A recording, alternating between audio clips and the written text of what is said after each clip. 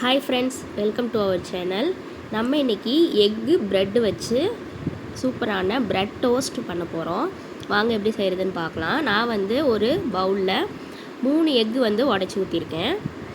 இது கூட 1/4 ஸ்பூன் அளவுக்கு மஞ்சத்தூள் சேர்த்துக்கிறேன். 1/2 ஸ்பூன் அளவுக்கு சில்லி பவுடர் சேர்த்துக்கிறேன்.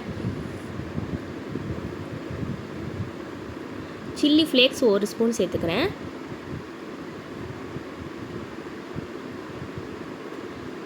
சின்ன சைஸில் ஒரு பெரிய வெங்காயம், அதை சின்ன சின்ன பீஸாக கட் பண்ணி போட்டிருக்கேன். எந்த அளவுக்கு சின்னதாக கட் பண்ண முடியுமோ அந்த அளவுக்கு சின்னதாக கட் பண்ணிக்கலாம். கசூரி மேத்தி ஒரு 1/2 ஸ்பூன் அளவுக்கு நான் சேர்த்துருக்கேன். தேவையான அளவுக்கு உப்பு சேர்த்துக்கிறேன். இப்போது ஒரு 20 30 ml அளவுக்கு நான் காய்ச்சின பால் எடுத்திருக்கேன். இது எல்லாத்தையும் இது கூட சேர்த்து நல்லா பீட் பண்ணிக்கலாம்.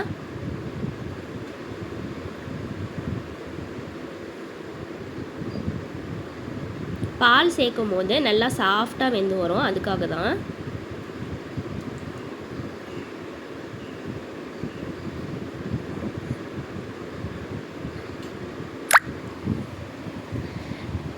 நம்ம சேர்த்துன மிளகாத்தூள் எல்லாம் கட்டி கட்டியாக ஆகும், அதெல்லாம் நல்லா கரையிற அளவுக்கு நம்ம பீட் பண்ணிக்கலாம்.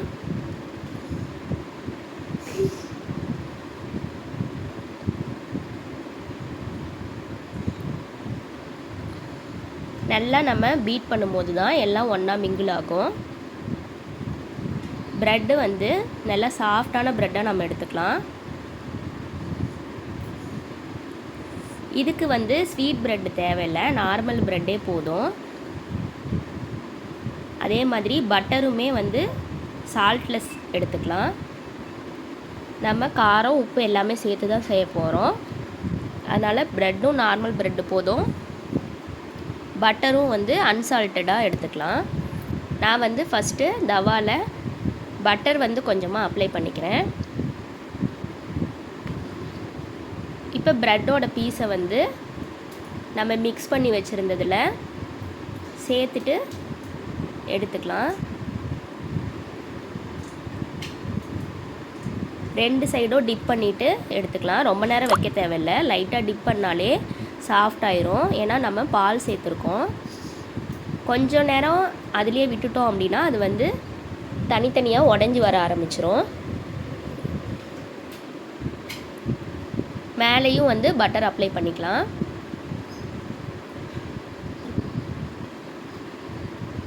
ரெண்டு சைடுமே பட்டர் அப்ளை பண்ணும்போது தான் நல்லா டோஸ்ட் ஆகும்.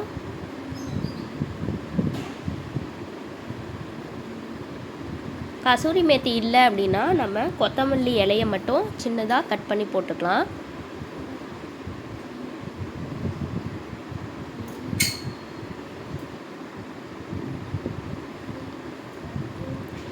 மீடியம் ஃப்ளேமில் வச்சு நம்ம நல்லா வேக வச்சுக்கலாம். ரொம்ப நேரம் ஆகாது, சீக்கிரமாக வெந்துடும்.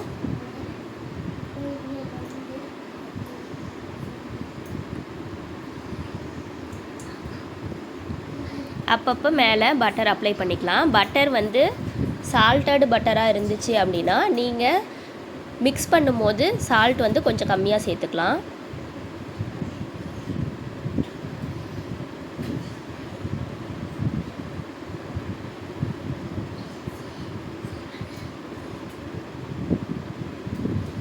கொஞ்சம் ப்ரௌனிஷாக வர்ற அளவுக்கு நம்ம திருப்பி திருப்பி போட்டு வேக வச்சுக்கலாம். நம்ம ஹை ஃப்ளேமில் வச்சோம் அப்படின்னா 1 நிமிஷத்துலேயே வெந்துடும். ஆனால் அது நல்லா டேஸ்ட்டாக சாஃப்டாக இருக்காது.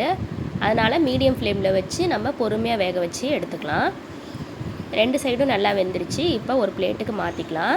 இப்போ பாருங்கள் எவ்வளோ சாஃப்டாக இருக்குதுன்னு நான் பிச்சு காமிக்கிறேன். அவ்வளோதான், ரொம்ப ஈஸி தான். நீங்கள் செஞ்சு பார்த்தீங்க அப்படின்னா உங்களுக்கு எப்படி வந்தது அப்படிங்கிறத கமெண்ட்டில் சொல்லுங்கள். தேங்க்ஸ் ஃபார் வாட்சிங். பாய் பாய்.